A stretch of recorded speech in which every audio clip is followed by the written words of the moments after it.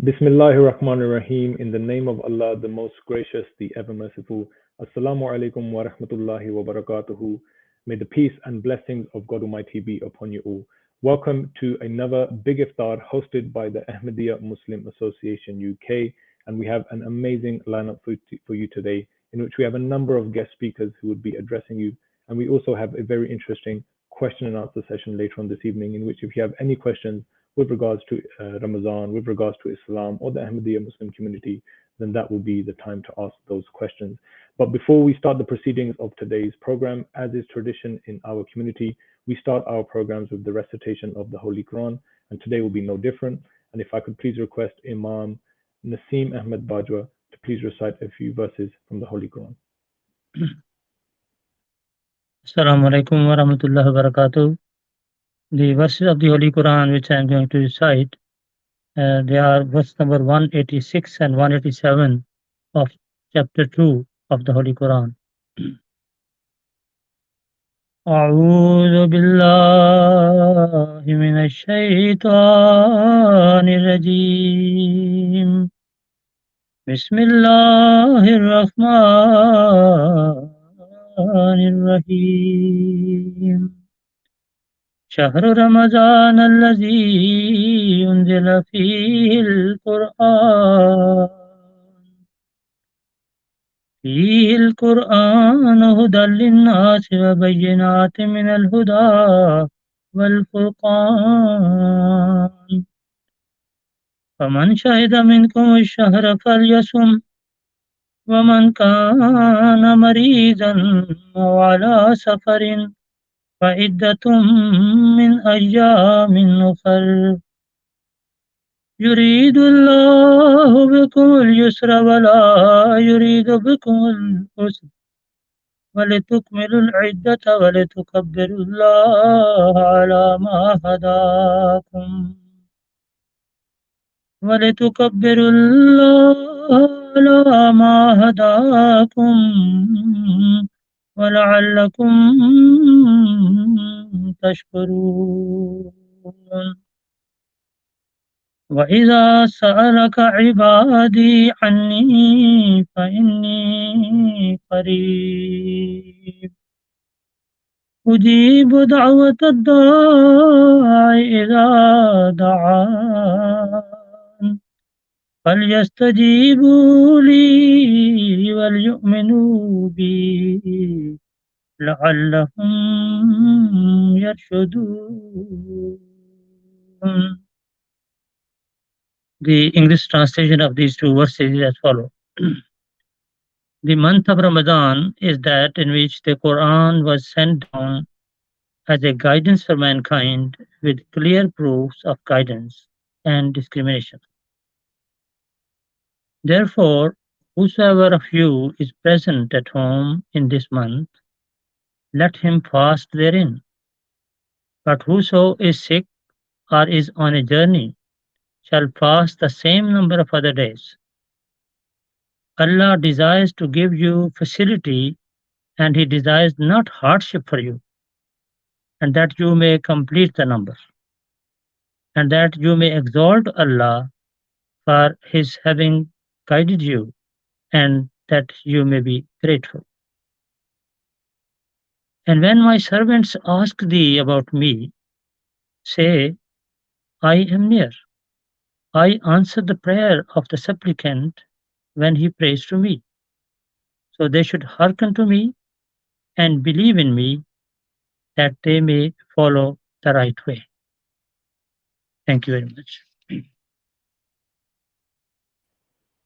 Thank you, respected Imam Naseem Ahmed Bajwa, for that beautiful recitation. Now, some of you joining us today may be our old day friends. Some of you may be joining us for the first time. And of course, whatever may be the case, you are all welcome. But for the benefit of those who are joining us for the first time, next we're going to go to a short video clip which introduces to you the Ahmadiyya Muslim community. The Ahmadiyya Muslim community is a dynamic, fast-growing international revival movement within Islam. Founded in 1889, the community spans more than 195 countries, with membership exceeding tens of millions. The Ahmadiyya Muslim community is the only Muslim community to believe that the long-awaited promised Messiah has arrived, in the person of Hazrat Mirza Ghulam Ahmad of Qadian, India. The promised Messiah claimed to be the metaphorical second coming of Jesus of Nazareth, and the divine guide whose advent was foretold by the Holy Prophet of Islam, Muhammad, peace be upon him. The community believes that Allah has sent the promised Messiah to end religious wars, condemn bloodshed, and to reinstitute morality, justice, and peace for mankind. The advent of the promised Messiah has brought an unprecedented era of Islamic revival. The Ahmadiyya Muslim community is the leading Islamic organization that categorically rejects any form of terrorism. Over a century ago, the promised Messiah emphatically declared that the doctrine of violent jihad goes against the teachings of the Holy Quran and the practice of the Holy Prophet, peace be upon him. The promised Messiah's advent has ushered in a new era of dialogue, tolerance, and prayer. The promised Messiah penned over 80 books and thousands of articles, delivering countless lectures, engaging in public debate, and prayer duels in an intellectual, spiritual campaign to defend the true honor of Islam. The Ahmadiyya Muslim community is the foremost Islamic organization with a central spiritual leader. Over a century ago, the promised Messiah reminded his followers of Allah's promise to safeguard the message of Islam through Khilafat, the spiritual institution of successorship to prophethood. The Ahmadiyya Muslim community believes that only the spiritual successorship can uphold the true values of Islam and unite humanity. 5 spiritual leaders have succeeded the promised Messiah since his passing in 1908. The 5th head of the community, His Holiness Hazrat Mirza Masroor Ahmad, resides in the United Kingdom.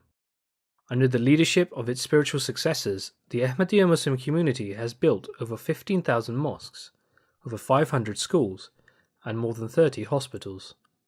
It has translated the Holy Quran to over 60 languages. The community propagates the peaceful true teachings of Islam through a 24-hour broadcast channel, MTA, through the community's website, alislam.org, and print, Islam International Publications. The community has been at the forefront of disaster response worldwide through an independent charity, Humanity First.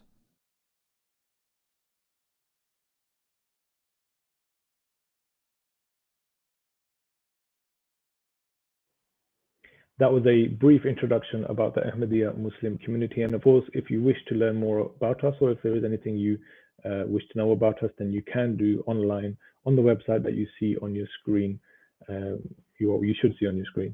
But now we're going to move on to our first guest speaker for this evening. I would like to introduce Dr. Tahir Nasser, who works as an intensive care doctor, and within our community, he serves in the Outreach and Public Relations Department, and he will speak on the topic, what is Ramadan? Assalamu alaikum wa rahmatullahi wa barakatuhu. May the peace, mercy, and blessings of God be upon you all. What is Ramadan is a difficult question to answer in 10 minutes, but I'm going to do my best for a kind of whistle-stop tour. The Quran states, and you've heard it just now recited to you, that the purpose of Ramadan given by the Holy Quran is so that mankind and Muslims may attain what's known as taqwa, or righteousness. Now, righteousness is a very imperfect word because it doesn't really convey the full meaning of what the purpose of the Arabic is in taqwa. Righteousness literally in Arabic means to pass through a thorny bush, taking care that your clothes do not get caught on any of the thorns. So what it means is, it means to develop a sense whereby one seeks to protect oneself against every possible evil and every possible bad characteristic which is displeasing to God. That is, in a nutshell, the entire purpose of fasting. Now, you may wonder what on earth not eating and drinking during daylight hours has as a relationship or a connection to protecting oneself against bad characteristics. But it possesses actually a very intrinsic relationship, which I'm going to talk about today. The first is that the Quran was revealed, it states in the Quran itself, it states that the Quran was revealed in the month of Ramadan. And every year the Quran was re-revealed to the Prophet Muhammad, peace be upon him, during the month of Ramadan, all of which had been revealed to that point. And so the Quran is intrinsically linked to Ramadan. And the purpose of Ramadan, one of the major purposes, is to read the Quran, to study it, and to listen to it repeatedly, so that one may come to know what is expected of one as a Muslim. One may come to know what is it that God is displeased with, what is it that God is pleased with, so that you may reflect in yourself, well, what am I doing in my life? Am I following this guidebook that God has given me? And this was particularly highlighted by His Holiness the Caliph of the Ahmadiyya Muslim community in his latest Friday sermon. So that's the first thing. The second thing is that there's actually an intrinsic relationship between not eating, drinking, or abstinence from food and drink, and abstinence from bad habits. You see, if a person is able to give up food and drink for daylight hours, it actually strengthens their self-control. And it teaches them that should the need arise, they can give up that which is necessary and permissible. And so it naturally instructs them that they should be able to, in actual fact, give up that which is impermissible. So that is a major part of actually fasting as well, that by giving up what is permissible for 30 days, one is enabled to give up that which is impermissible. Now, what is impermissible in this particular case? The Prophet Muhammad, peace be upon him, made that clear. He said that fasting is a shield for you. And this is the way in which it is a shield. By giving up food and drink, it strengthens one's self-control. The other thing he particularly stated was that he who does not give up lying and bad behavior and bad words, so swearing or harmful words or backbiting, then God has no need of them abstaining from food or drink.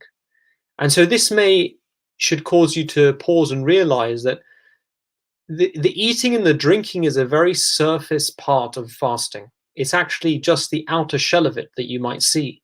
But the inner kernel within fasting is in actual fact to reform oneself.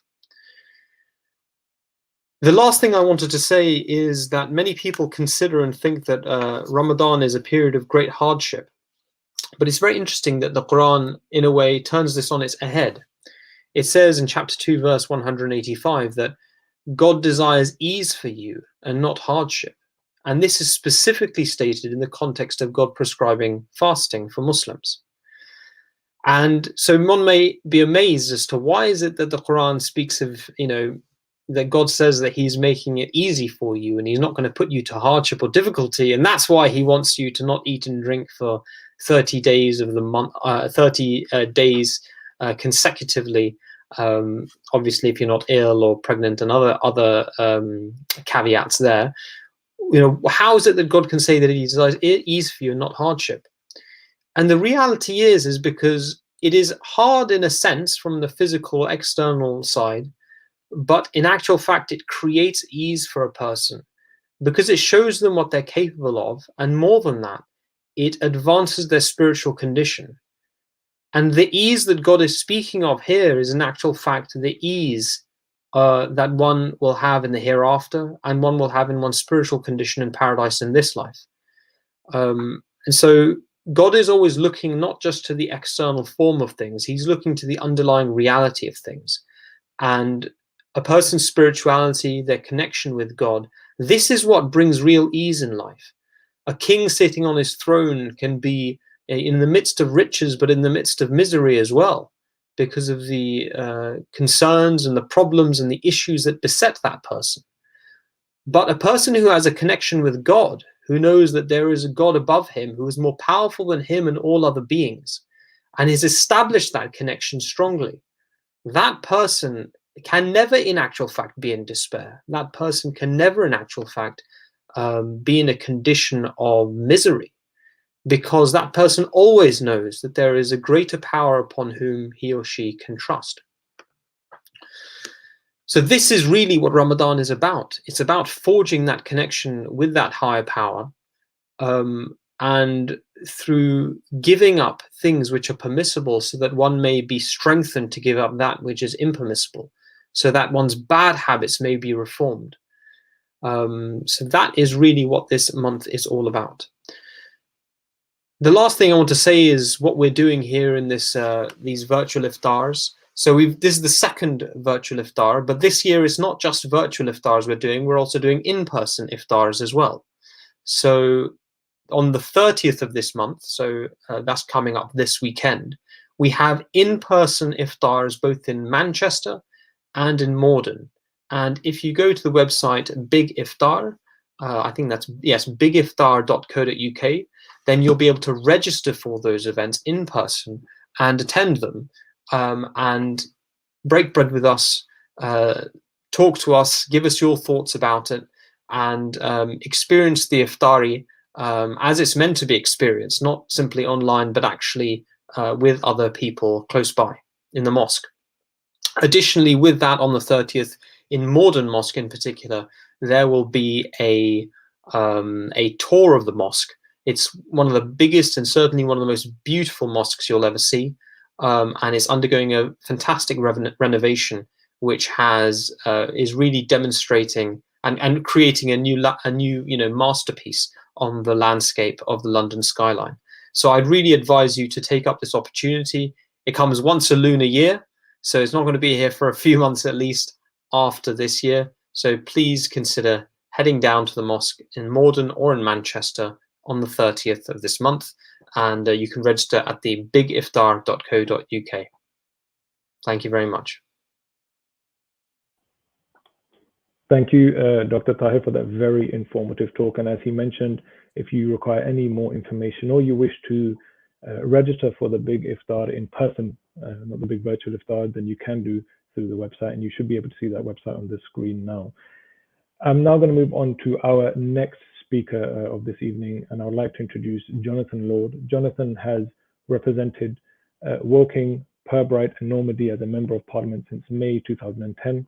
And amongst his notable achievements are in initiating and securing 2 acts of parliament. The first of the Private Members Bill helped to improve safety at all sports grounds, including the Olympic Stadium, and the second helped guarantee delivery of the military covenant with our armed forces personnel. Previously, as Deputy Leader of the City of Westminster, he won a reputation as a leading innovator on green issues and has in more recent years specialized in local and national health issues. It is my pleasure to introduce Jonathan Lord to say a few words. Thank you very much indeed for that kind introduction, and good evening. Salam alaikum. It's a great honor and pleasure to be with you all this evening for the Big Iftar. And I know that the purpose of fasting is to enhance spirituality and enhance the spirit of charity, but I know that you have all been going through very long fasts, and I wish you well for your fasts and the remaining time of Ramadan. And of course, the charity that is enhanced by your faith and your fasting has been well demonstrated over many years through the Humanity First initiative, and of course through the regular charity walks for peace. And it was a great honor to be with you last October at the Morden Mosque for your charity walk for peace, and it was extremely well supported. And I know, and I'm very grateful for all the huge amounts that are raised in donations and charity to support so many community endeavours, but also the money that is raised for our British Legion. And your community goes from strength to strength.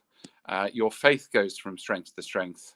And I wish you all the very best for this evening. And I'm looking forward to hearing more speakers and enjoying this Big Iftar with you. So thank you so much for inviting me. And from Surrey and Woking, I wish you all well. Thank you so much. Salam alaikum. Wa alaikum assalam. Jonathan, thank you so much for your kind words. We're now going to move on to our next speaker, and I'm going to introduce Siobhan Mcdonough, who is a dear friend of the community. Siobhan Mcdonough has been the Labour Member of Parliament for Mitcham and Morden since 1997 and chairs the all-party parliamentary group for the Ahmadiyya Muslim community. It is my pleasure to introduce Siobhan Mcdonough to say a few words.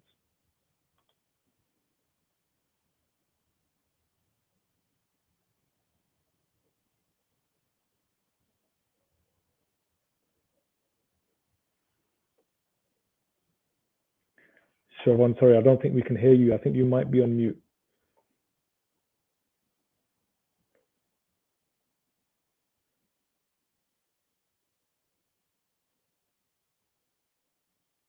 No, I think there might be some technical difficulties at the moment, but you can hear us?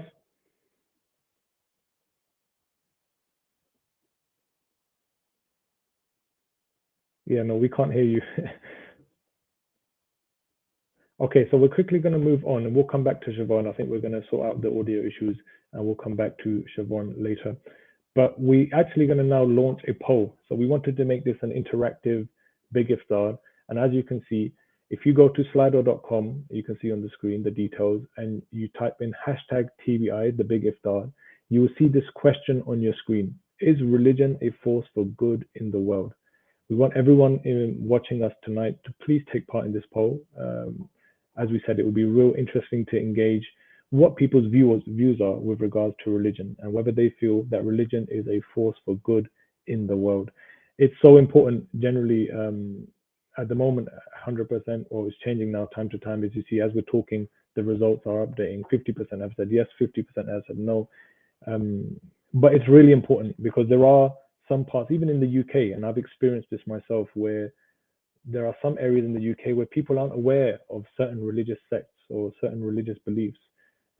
So these initiatives of holding virtual events or in-person events where we go to talk to people, speak to people, they serve as a great purpose to actually help educate people to what true religion really is. At the moment, the results are 85% of you viewers have said yes, religion is a force for good in the world, and there is a 10% of you who have said no. That's fine, absolutely. Everyone has their own view, but we are now the purpose of these events are to kind of get rid of any misunderstandings or misinterpretations that you may have, and whether that be through the media or through your own experience. And we want to preach to you what the true Islam is. And again, it keeps changing up and down, but I believe majority have answered this question as yes. We're now going to move on to our next speaker for this evening. And our next speaker and the keynote speaker for this evening is Mr. Rafiq Ahmed Hayat, who is serving as the National President of the Ahmadiyya Muslim Association UK.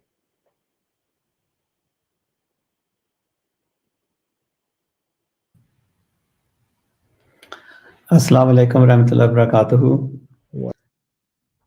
A'udhu billahi minash shaitanir rajeem. Bismillahir rahmanir rahim. Most respected Siobhan Mcdonough, our friend and MP, and Jonathan Lord MP, and our respected other speakers and guests and viewers. Assalamu alaikum warahmatullahi wabarakatuh. The topic that we're discussing today is sustainable solutions to world peace. We are currently in this blessed month of Ramadan, where Muslims all over the world will be fasting. But the true meaning and the purpose is the strengthening of their links with their God Almighty and with mankind. A special focus is given to prayers, but equally given to helping others through charity. It was also the month in which the Holy Quran was revealed, and the overwhelming message of the Holy Quran is that of peace. To be at peace with yourself and each other, to build peace in your home and society through selflessness and through sacrifice.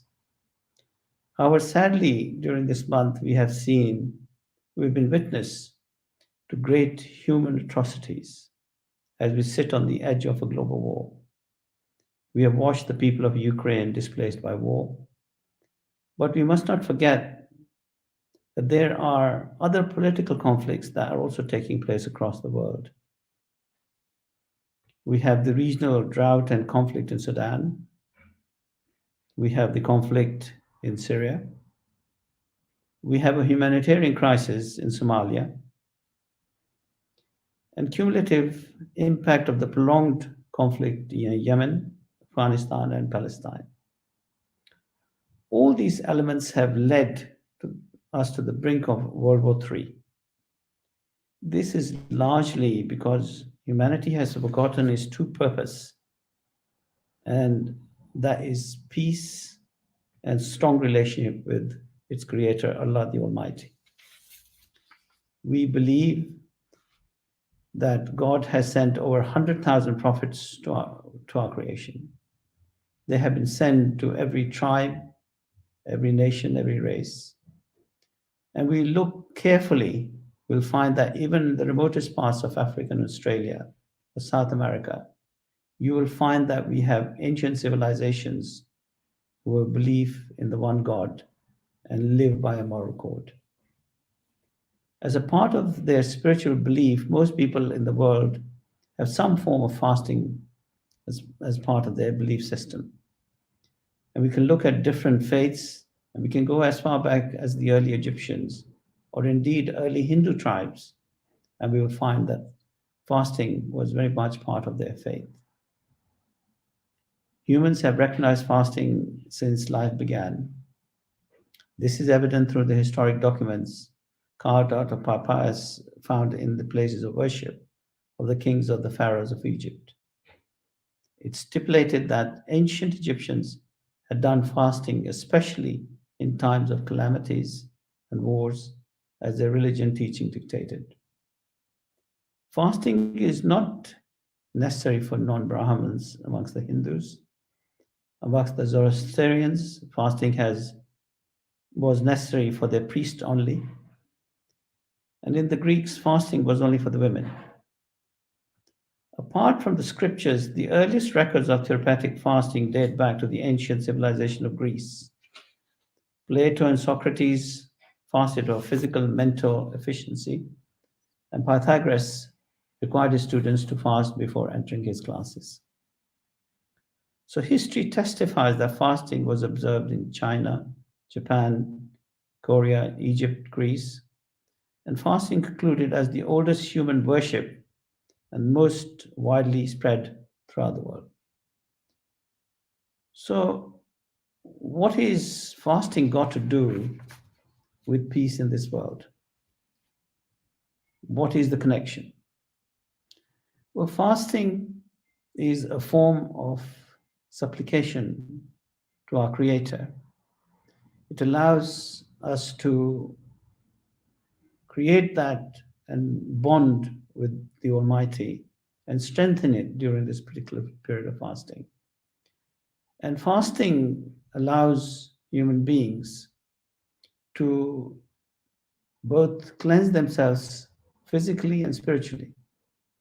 Of course, there are many physical benefits of fasting, but the spiritual benefit is that you create a relationship with your Creator, you grow closer to your Creator, and through that, you find your internal peace.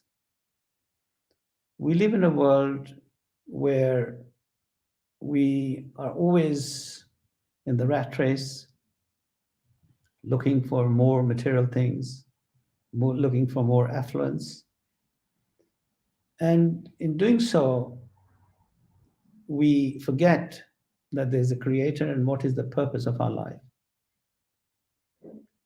The purpose of our life is to create a relationship with our Creator, to be one with the Creator, to try and inculcate His attributes into our life.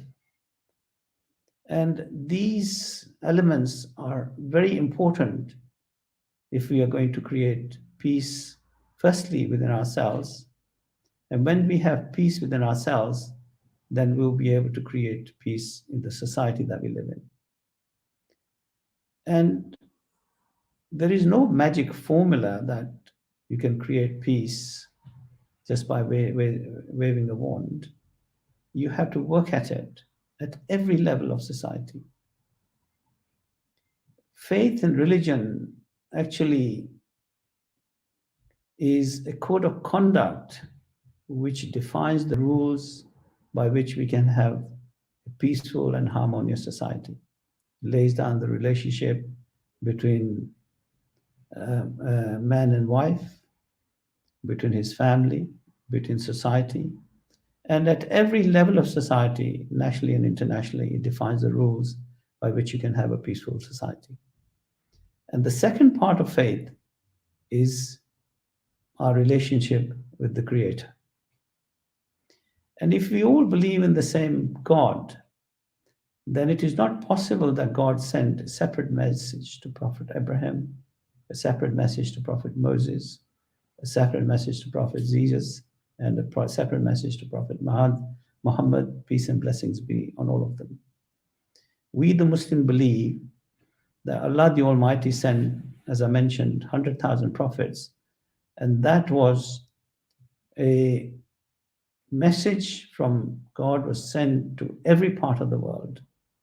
And we, the Muslims, believe that the final message to human beings came in the form of the Holy Quran.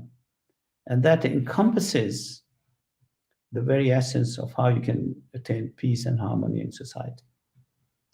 And Ramadan is that period in our lives where we reflect on this element with greater depth, because we are truly turning to our Creator to try and find internal peace first, and then to try have peace with His creation. Unless we can find that internal peace, we will not be able to find peace with His creation. Of course, there are many physical benefits of fasting as well, because anything that God has sent to mankind, it has always got various benefits. And there has been a lot of research over many years where they have demonstrated that fasting actually improves the immune system within the body, and it regenerates the white cells within the body, which helps fight all kinds of diseases. In fact, in the olden times, fasting was used to cure diseases such as heart disease and even diabetes and cancer. And through fasting, the research has shown that if you do it on a proper and regular basis, you can deal with a lot of these issues before they become major problems in your lives. So we haven't got time to go in all the research that is available, but there is huge amount of research which shows the physical benefits of fasting.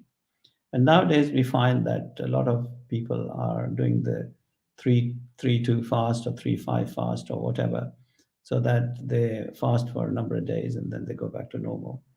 And because they obviously find that it has benefits for them. But fasting linked with spirituality can be very, very potent, because that will bring human beings back to his Creator, which will allow them to create peace in society. So the founder of the Ahmadiyya Muslim community states, a person who is fasting should always be mindful that he is not just required to stay hungry. On the contrary, he should remain engaged in the remembrance of God, so that he can cut asunder ties of the worldly desires and amusements, and is wholly devoted to God. Hence, the significance of fasting is this alone, that a man gives up one kind of sustenance, which only nourishes the body, and attains the other kind of sustenance, which is a source of comfort and gratification for the soul. Fasting for religious, spiritual reasons has been part of human custom since prehistory. It is mentioned in the Bible, in the Old Testament, the New Testament, the Holy Quran, and the Mahabharata. Fasting is also practiced in many other religious traditions and spiritual practices. The current head of the Ahmadiyya Muslim community, Hazrat Mirza Masroor Ahmad, may Allah be his helper, says that when fasting is based on taqwa, righteousness, it produces a beautiful society, creating a spirit of sacrifice for each other. One is drawn to the needs of one's underprivileged brothers. And this is very important because it was the blessed model of the Holy Prophet ﷺ, that during Ramadan, his almsgiving and charity would gain intense momentum like a gale of storm. This became a source of removing anxiety from society and creates feelings of empathy for the less fortunate amongst those who are well off, and feeling of love and gratefulness in the hearts of the underprivileged believers for their well-off brothers. Now, this Ramadan, we have been witnessing the horrors of war. While conflict raged in different countries, the war in Ukraine has been particularly brutal, with around 4.8 million refugees having fled the country and nearly 3 million in Poland alone. Put this another way, 10% of Ukraine's population have fled as refugees due to the war, and the bombardment of Ukraine is horrific. The sad truth is that we have seen such horrors before in Iraq, Libya, Syria, Afghanistan, where death and destructions have played havoc with people's lives and with the world peace. What makes this unique is deeply concerning is that the press and the commentators are now routinely making reference to the prospect of how this could develop into a third world war. That would be truly horrific with unimaginable consequences. We're already seeing the impact of that conflict with the energy and wider supply chains issues. These are very difficult times, and even more worrying that we are facing these just as we are emerging from one of the most difficult crises, the COVID-19 pandemic, the world has ever seen. The real underlying cause of such issues and conflict is not a matter of one country or one people, but that of prevalence of injustice. Although Ramadan teaches us that this is something that the worldwide Ahmadiyya Muslim community, His Holiness Hazrat Mirza Masroor Ahmad, has been warning for nearly 19 years. In his many speeches at the UK Peace Conference symposiums and his addresses in parliaments across the world, His Holiness' warnings about the World War III have become louder and more concerning. I know I've sat with a lot of diplomats and politicians who, in the earlier messages when this was given, felt that there was no real concern and that perhaps this concern was being exaggerated. But now we find that suddenly how things have turned. His message is very simple, that without justice there cannot be peace. So the world needs to urgently adhere to the principles of absolute justice. In his message of the 24th of February 2022, he says, "For many years I have warned the major world powers, the world, that they must heed the lesson from history, particularly in relation to the two catastrophes and the devastating world wars that took place in the 20th century. In this regard, in the past, I have written letters to leaders of various countries, urging them to set aside their national vested interests in order to prioritize peace and security of the world by adopting true justice at all levels of society. Most regretfully, now war in Ukraine has started, so the situation has become extremely grave and precarious. Furthermore, it has the potential to escalate even further depending on the next steps of the Russian government and the response of NATO and the major powers, unquestionably, the consequence of such escalation will be horrific and destruction in the extreme. And so it is critical need of the hour that every possible effort is made to avoid further warfare, violence. There is still time for the world to step back from the brink of disaster. And so, for the sake of humanity, I urge Russia, NATO, and all major powers to concentrate all of their efforts on seeking to de-escalate the conflict and working towards a peaceful solution through diplomacy. He says, I pray that the world leaders strive earnestly to safeguard and protect mankind both today and in the future from the torment of war, bloodshed, and destruction.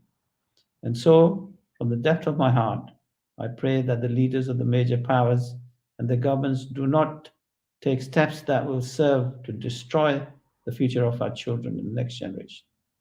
Rather, that every effort and motivation should be to ensure that we bequeath to those that follow us a world of peace and prosperity. We are undoubtedly living through dangerous times, and the risk of the Ukrainian is obviously grave. But to better understand the nature of the peril we face, it helps to dig deeper into history. The lesson from the wider world in terms of the changes of direct, conventional, or even nuclear war pitting Russia against the United States and its NATO allies. It is not the most precarious moment since the lowest point of the Cold War, not at least yet. As Russia and NATO escalate their standoff over Ukraine, nuclear strategists and former US officials warn that there is a remote but growing risk of an unintended slide into direct conflict, even in some scenarios, a nuclear exchange. The prospect of nuclear conflict, Antonio Guterres, the United Nations Secretary General, warned this week, it is now back within the realms of possibility. Leaders on both sides emphasize that they consider such a war unthinkable, even as they make preparations and issue declarations for how they might carry it out. But the fear experts stress is not deliberate escalation to war, but misunderstanding or provocation gone too far as each side scrambles to respond, spirals out of control. Russia's invasion of Ukraine has abruptly transformed the world. Millions of people have already fled. A new Iron Curtain is grinding into place. An economic war deepens as the military conflict escalates and civilian casualties rise and the evidence of horrific war crimes mount. The conflict in Ukraine is grave humanitarian disaster and the worst in Europe since 1945. More than 5 million people have fled Ukraine in 2 months, and more will follow, exaggerating the international migration emergencies that extends from Afghanistan to Sahel. In a drought-hit East Africa, the World Food Programme says 20 million may face starvation this year. Putin's war, as we call it, did not create the drought, but the UN warns that it could hurt efforts to reduce global heating, thereby triggering further displacement of forced migration. The war in Ukraine represents a challenge for the global economy, harming growth and putting upward pressure on inflation when inflation is already at high levels. Ukraine is not a significant trading partner for many major economies, but countries such as China, US, Germany, France, and Italy represent some of the major import partners of Russia. There are several channels through which conflict impacts upon world economy. The Ukrainian and the Russian economies are key suppliers of commodities including titanium, palladium, wheat, and corn. Disruptions to the supply chains of these commodities would keep prices high, intensifying for users such commodities including car manufacturers, smartphones, aircraft makers. Secondly, significant escalation on the energy prices due to Russia being one of the world's largest oil and gas producer and energy exporter will lead to higher inflation. This in turn will cause greater internal conflict, which can resort to rioting and civil war. This is why we have been running the Stop World War III campaign, so that this message reaches everyone in the world, because World War III will impact on everyone in the world. So how do we turn this vision of peace into reality? It is about making commitment in the way that we live to start creating peace at every level, from helping the homeless, the refugees, all facing difficulties, to ensuring that those in power hear our voices calling for justice. Our country is making huge contributions to charity, but as well as treating the symptoms of suffering, we need to make sure that we change and to make sure that we help tackle the root causes of suffering, which is injustice. So this blessed month, we are particularly drawn to helping others in our prayers, that such efforts continue through the year and throughout our life. Only then we can say that we have benefited from this month. It is a journey not just for Muslims, but for all people who seek a better world. So in the words of His Holiness, the world stands in a desperate need of peace and security. This is the urgent issue of our times. All nations and all people must come together for the greater good and unite in their efforts to stop all forms of cruelty, persecution, injustice penetrated in the name of religion or any other way. This includes the mockery of any religion which can incite frustration and resentment, and of course also include the hateful activity of extremist groups who are falsely justifying their evil acts in the name of religion. If we want peace in our times, we must act with justice.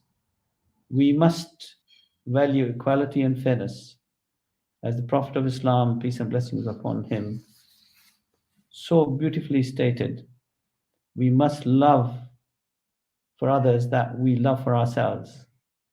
We must pursue the right of others with the same zeal and determination that we pursue our own rights. We should broaden our horizons and look at what is right for the world, rather than what is right for us. These are the means of peace in our age. Peace cannot be established without justice, and justice cannot be established without forming a relationship with a higher being. So this is a prayer that we need to recite. All the prayers that Hazrat Ibrahim, peace and blessings of Allah be upon him, recited when he was building the Kaaba were accepted. These prayers were for Mecca to be a peaceful town, in its inhabitants to receive sustenance, and his progeny to be saved from associating partners with God. This prayer for peace in our homes and towns is more important now than ever. And this prayer is narrated in the Holy Quran in Surah Al-Baqarah, chapter 2, verse 127. It says, "My Lord, make this town of peace and provide fruit such of its dwellers as believe in Allah and the last day." I hope and pray that we can see peace within our lifetime. It is very important that we should leave a world for our next generations that is filled with hope and happiness, and not with death and destruction, which seems to be the course that we are following at this moment. So the message to our leaders is that do whatever is required to reach out and find a compromise. There is too much death and destruction taking place in this world, and it must stop. And we must try for our future generations to bring peace within our own lifetimes. Also, we must be respectful for this beautiful world that Allah has created for us, in terms of not trying to destroy it with cutting down our forests, destroying everything good that exists, so that we can have more and more affluence, and in the process we are destroying our planet. So our prayer today should be that, oh Allah, please help us in our endeavors to try and achieve peace in our world. Thank you. God bless you all. Thank you, Mr. Rafiq Ahmed Hayat, serving as the National President of the Ahmadiyya Muslim Association UK, for that amazing address on such an important topic. We're now going to try one more time to go to our dear guest, Siobhan Mcdonough. Hopefully we've resolved the technical difficulty that we had before. Siobhan, can you hear us before I start? I can, yes, thank you. Great. I apologise for earlier. No, it's we should be the ones apologizing. I'm But not quite sure what happened. let me introduce you again for those who are with us. Siobhan Mcdonough has been the Labour Member of Parliament for Mitcham and Morden since 1997 and chairs the All-Party Parliamentary Group for the Ahmadiyya Muslim community. And again, it is our pleasure to introduce Siobhan Mcdonough to say a few words. Thank you very much. And as already been said, I have the privilege of having been the MP for Mitcham and Morden on Sunday for 25 years. My warmest wishes to all those observing the holy month of Ramadan. I'm honoured to have been asked to say a few words this evening. Ramadan is a time for spiritual renewal, a time to remember your duty to one another, as Rafiq has been reminding us, and a time to recommit ourselves to our respective faiths. I recognise that the act of fasting puts your faith to the test, and that Ramadan is also a time for prayer, reflection, and community. I must say on this latter point that I am in awe at the scale of generosity and kindness of the Ahmadiyya Muslim community in my constituency, not only through the holy month of Ramadan, but each and every day of the year. Together, you have made a lasting difference to the lives of others through your tireless work in support of a whole range of causes. Ramadan also provides a time for reflection, so important in a world that so regularly seeks to divide us. In Parliament, I proudly chair the All-Party Parliamentary Group for the Ahmadiyya Muslim community, and it is through this work that I see the scale of the persecution faced by Ahmadis globally, and all too often right here in the UK. We all stand united against this hatred today and every day. Tonight's discussion focuses on the pathway to peace, a path that can right now seem so uncertain when we turn our news channels to see harrowing footage from around the world, particularly in Ukraine. It is a dark hour in our history with the most tragic of consequences. Russia is invading a democratic country in mainland Europe, and the Ukrainian people have been cast into war through no fault of their own. Of course, a harrowing element of 21st century warfare is being able to watch it unfold on television and social media. But this frontline access means two things. First, that we are able to witness the extraordinary courage of the Ukrainian people and president in their resistance and bravery. And second, minute-by-minute updates from across the country means that we as a country determine the extent of our response to the conflict. The history books will be clear that we could not plead ignorance. There is no doubt that your message of lasting peace, love for all, hatred for none, has never been more important. Thank you once again for inviting me to join you all here this evening. Ramadan Mubarak, and may I wish you continued happiness, peace, and prosperity. Thank you.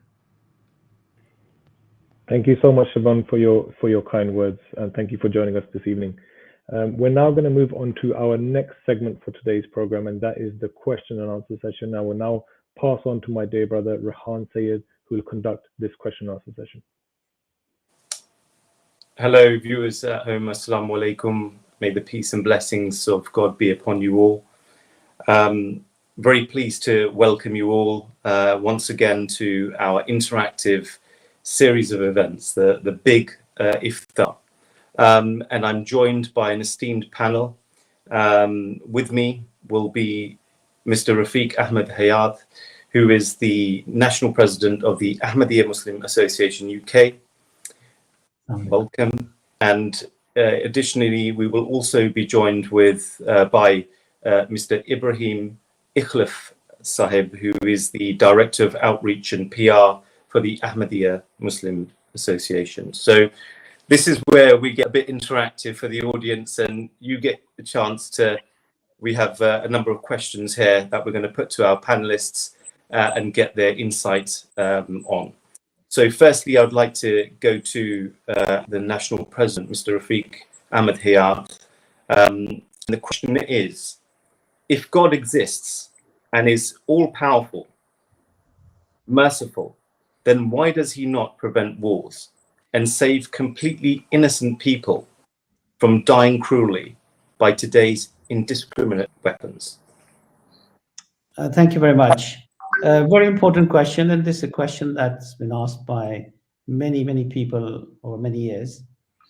So I think we have to understand what our creation is and what life actually means. You see, this life that we have on earth is a very short life, but God has created us here on earth, and then eventually we'll all go back to Allah the Almighty. And whilst having created us on this earth, Allah has given us free will so that we can choose to take any path that we want on this earth. And that could be a path of peace, or that could be a path of destruction. And eventually, when we return back to our Creator, that is when Allah the Almighty will assess each and every one of us to see whether we did good on this earth or we did bad on this earth. And all the good deeds that we will do, Allah will reward us generously in the hereafter.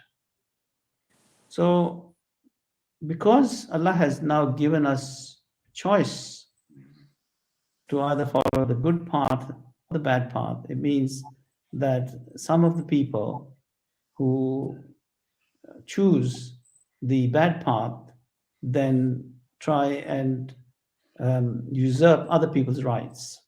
And sometimes this leads to death and destruction. The person who has died has gone back to God, and God will reward them anyway. They will be martyrs and they will be rewarded generously. But the person who remains and who has usurped other people's rights, they will have to be answerable when they go back to Allah. So because Allah has given us choice and He has laid down the laws by which this world is governed, then Allah does not always interfere in how we act. But through prayer, through supplication to Him, we can bring change. And through our own acts of generosity, kindness, and good behavior, we can change the habits of other people.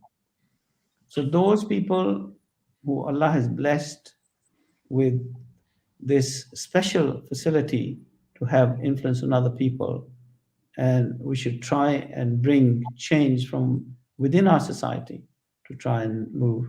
And this is partly the purpose of our meeting today, so that we can bring society towards peace as apart from the path of destruction. Thank you so much, Rafiq Ahmed Hayat, the National President. Actually, the next question we have, we will be going back to you, Amir Saab, for this question. And the question is, the Caliph of the Ahmadiyya Muslim community has stressed that absolute justice is the solution to today's world's conflicts?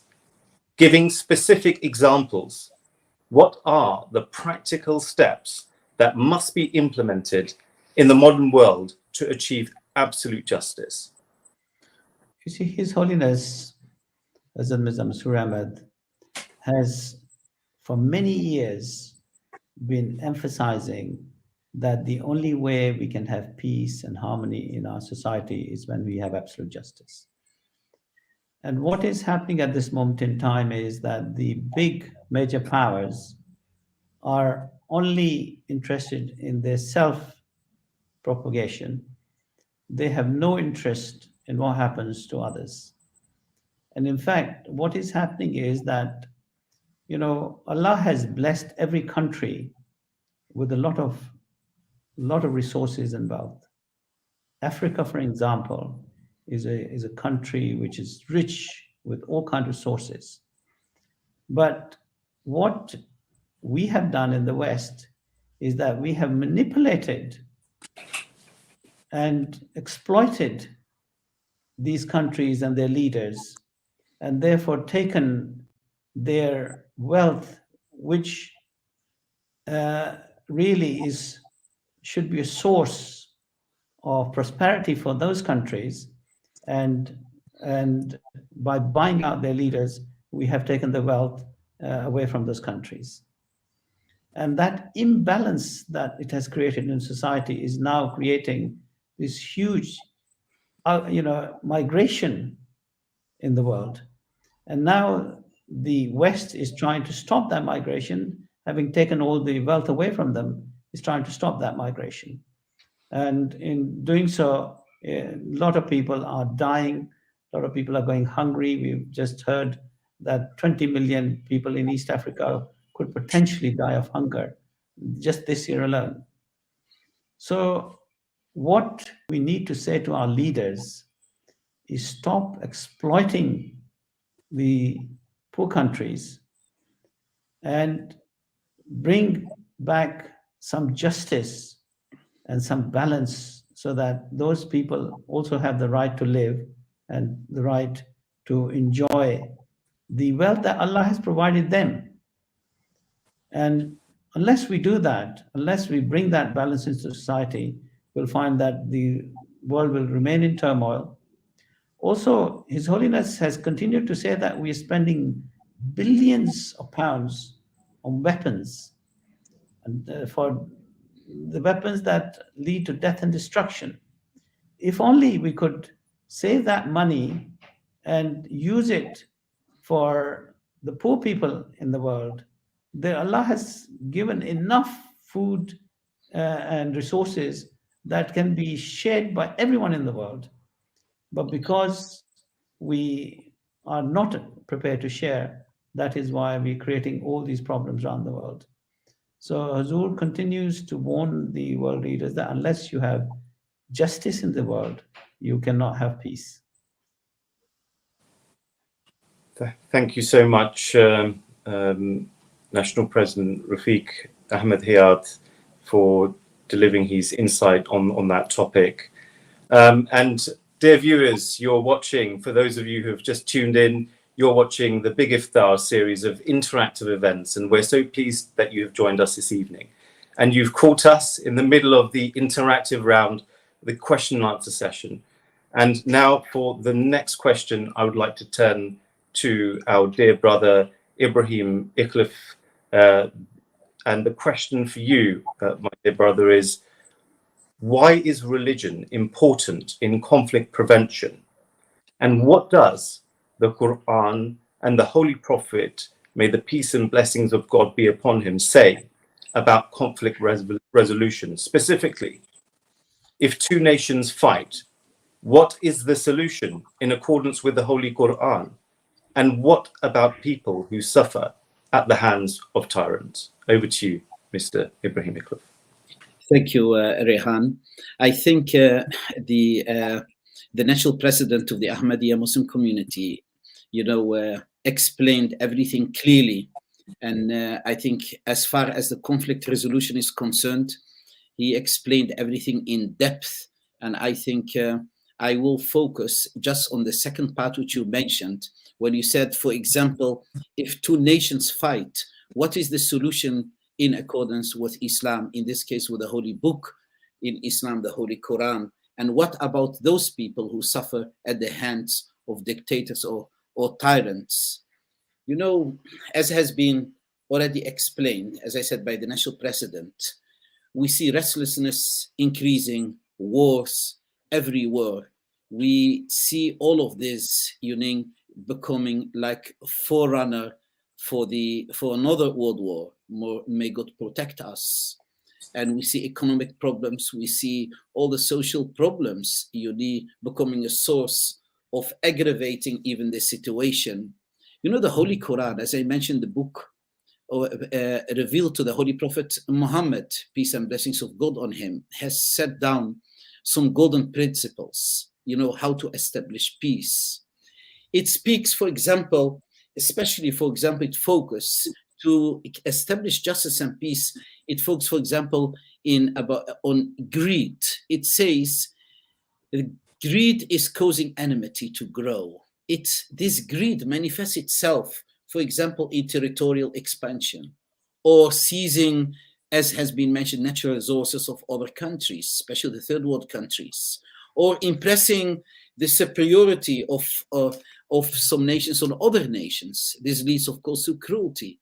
And this leads to merciless, production of merciless despots or dictators who usurp the rights of people and try to, prove their supremacy, through their self-interest.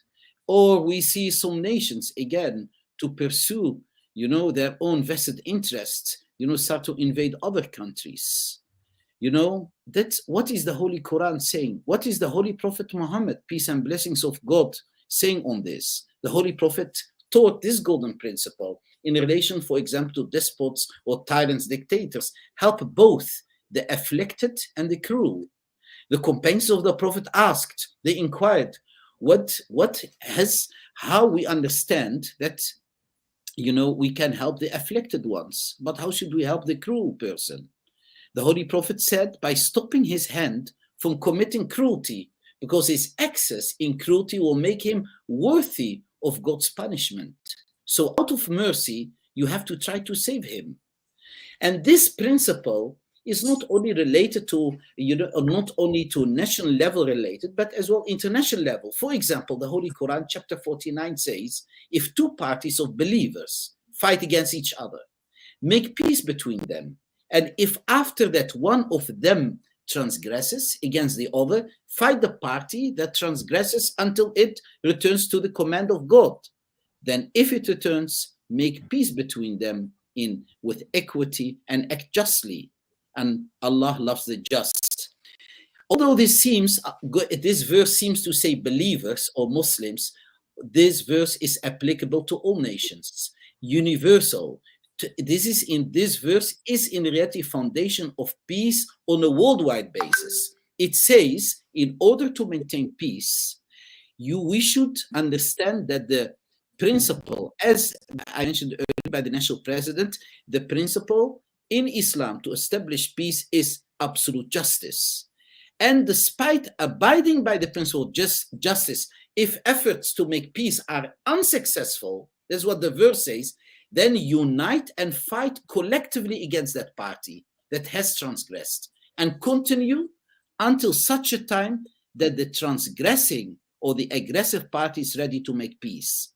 But when the aggressor here is ready to make peace, then the requirement of justice says, do not seek revenge, do not impose sanctions, do not impose restrictions or embargoes. By all means, keep an eye on him. Keep an eye on the transgressor, but at the same time, try and improve the situation.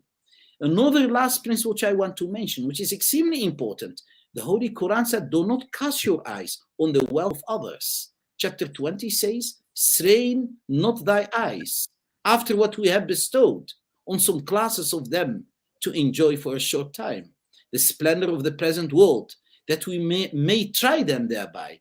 Greed, as I mentioned, for an envy of the wealth of others is the cause of increasing restlessness in the world. This resulted in unending greed and destroyed the social peace. This is what we see in history. That is why the Quran says one should keep an eye on one's own resources and derive benefit from them. The effort to make territorial gains is nothing but, in fact, here seeking the benefit of the natural resources of that country. Last, what I want to mention finally, religion is not important in conflict prevention if it is a religion in name only. Only a living religion, which is implemented. This is where all these instructions which are implemented start to have that effect on the society. If a religion is only in name, it will be only used to support evil. Rather, you see, it will be used to support evil rather than confront it. True religion is to recognize one's accountability.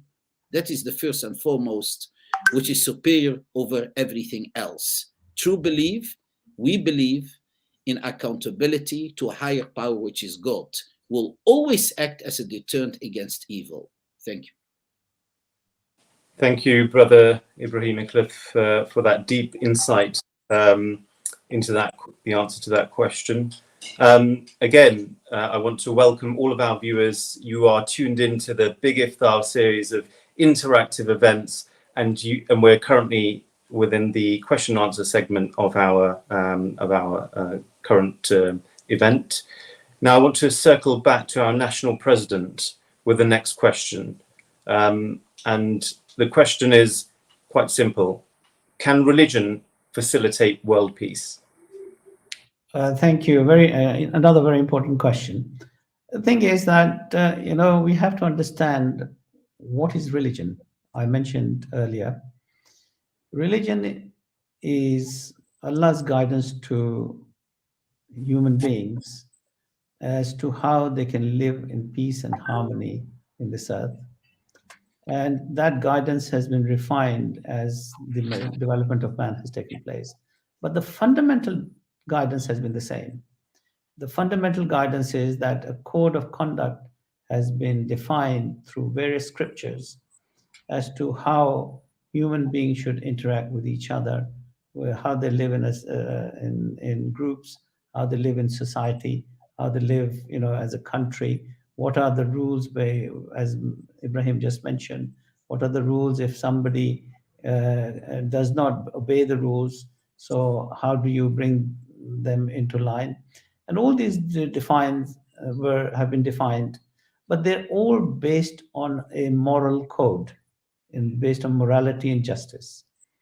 And when you have morality and justice at the very core of everything, and let me also say that even those who are agnostics or atheists, they also believe in a moral code, which is based on faith and religion. And they follow the same moral code. And of course, the laws in all the countries around the world will be based on morality. So there is nothing fundamentally wrong with the moral code, which has been defined by faith.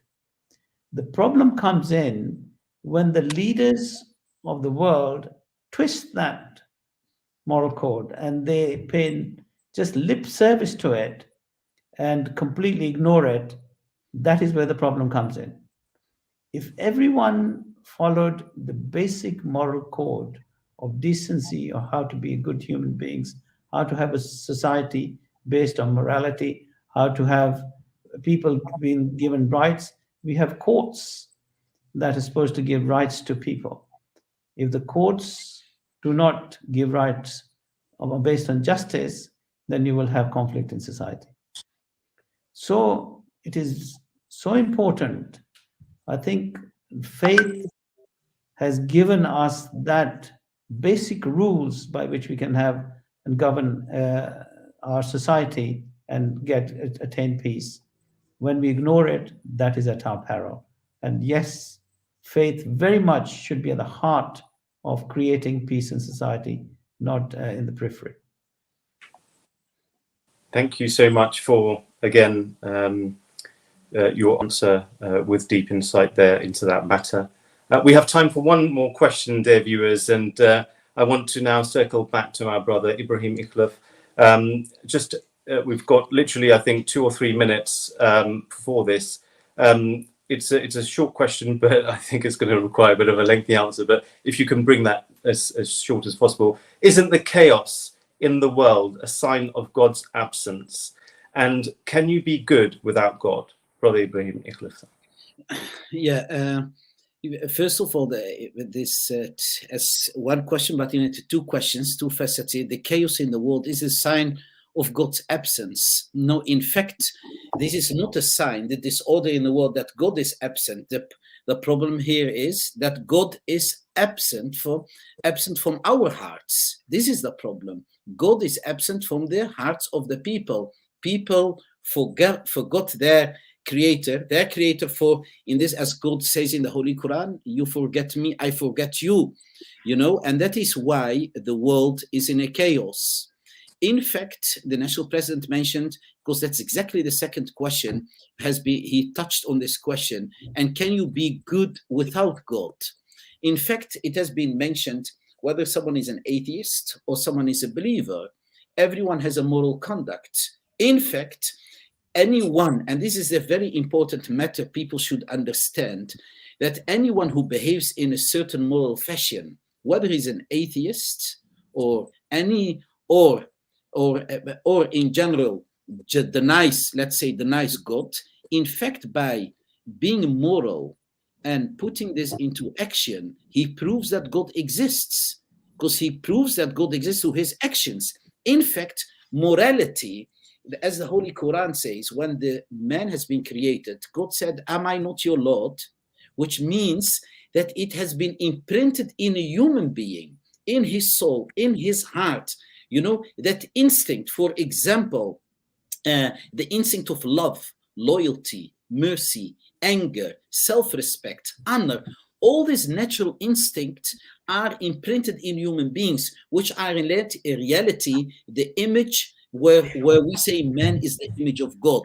In other words, religion says only when these natural instincts are used in the right way, proper way, right timing, then this become moral instinct. In fact, when we remove God and we say this is an accidental byproduct, the universe or the world, or an accidental universe, in fact, we will be unable to distinguish between right and wrong. That is why the experts in ethics do not understand sometimes, do not know how to explain what is virtue. They disagree with each other. But for a believer, for him it's very clear. From his perspective, it's God who decided for him. It's in his nature what good and evil is. Therefore, in fact, as again, what I want to say is that a believer has that incentive to perform more good deeds than in general compared to someone who does not believe in God. And lastly, the universal recognition of general standards of goodness and evil across the world in all societies. In fact, this is a proof of God's existence and how God has implanted this conscience in all human beings throughout time. That is why the moral code all over the world, all over centuries, did not change. In fact, it is one and the same. Thank you very much. Thank you. Thank you so much, Brother Ibrahim Ikhlaf. And that concludes our current question and answer segment of today's event. Back to Brother Ismail.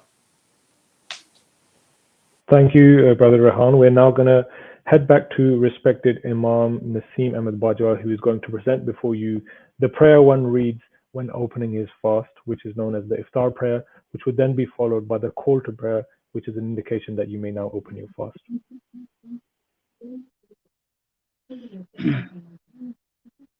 Assalamu alaikum wa rahmatullah. This was the practice of the Holy Prophet Muhammad, peace and blessing of Allah be upon him, that when he used to open the fast, he used to pray in these words, Allahumma inni laka sumtu, wa bika amantu, wa alayka tawakkaltu, wa ala rizqika aftartu.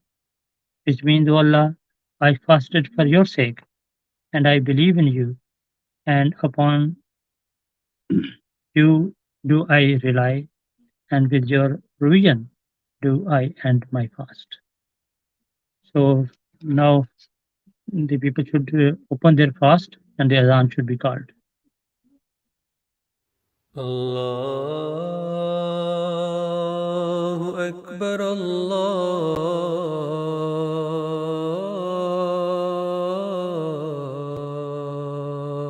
Akbar, Allahu Akbar, Allahu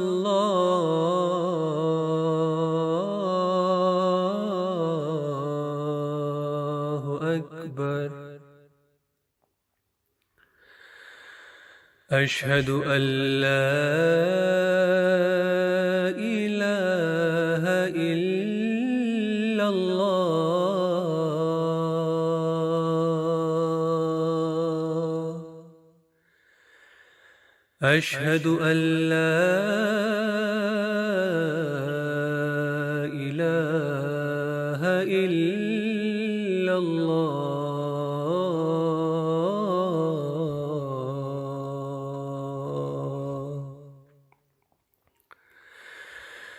أشهد أن محمدًا رسول الله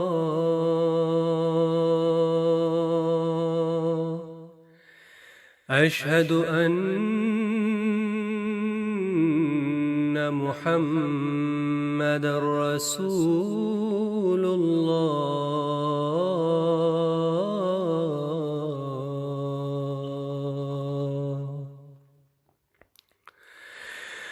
حي على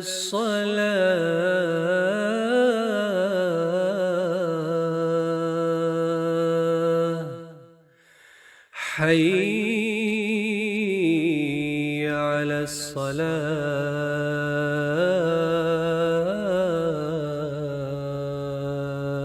الصلاة حي على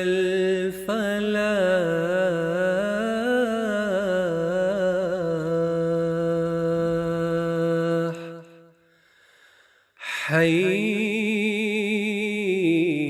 على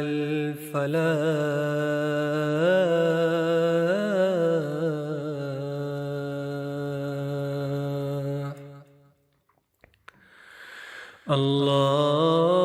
الله أكبر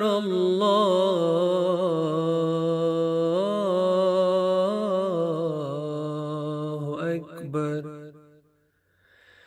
لا إله إلا الله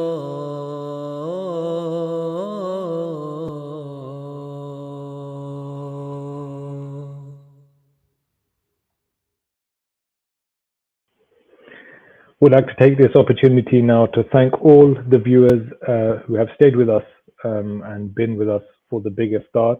And just before we conclude, just a reminder, as was mentioned before, that there will be an in-person Big Iftar. In fact, there will be two, one held in Manchester and one in the Bethel Mosque in London. And if you require any more information or you would like to register to actually attend, then you can do so by going to the website, which you can now see on your screen. Now I would like to pass over to Mr. Rafiq Ahmadiyya, who serves as the National President of the Ahmadiyya Muslim Association UK, for his closing remarks, followed by silent prayer. Jazakallah. I think this effort made by our Tabligh team has been an excellent effort. And I hope that all the people who are listening in will benefit from this very, very important Iftar program that has been organized. The whole purpose of these programs is to try and spread the message of peace to as many people as possible. And hopefully there will be enough good, decent people out there who will be listening, who do want society to change. In order to change, we're going to have to change ourselves first.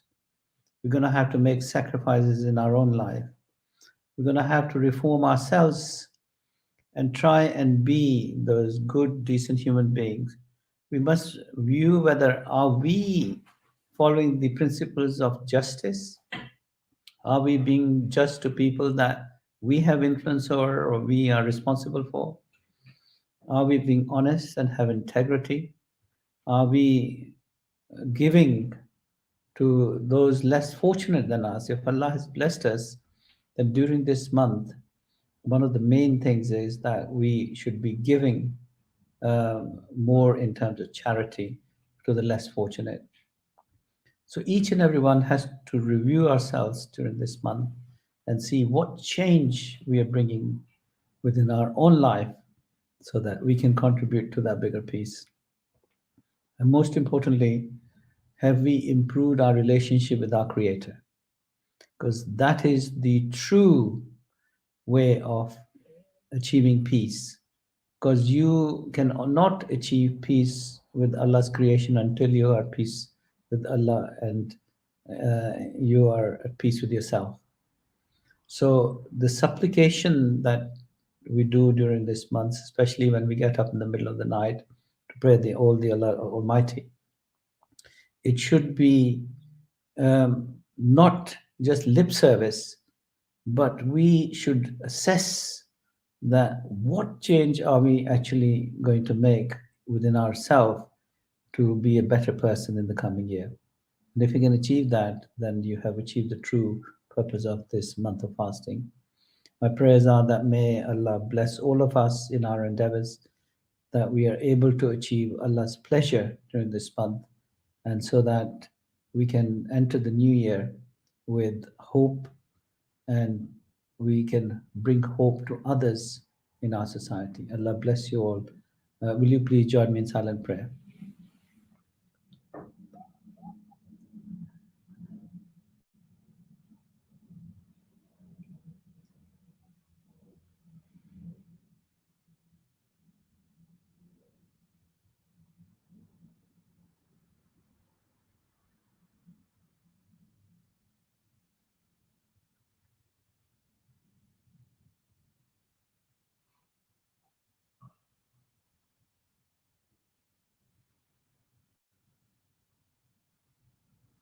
Ameen.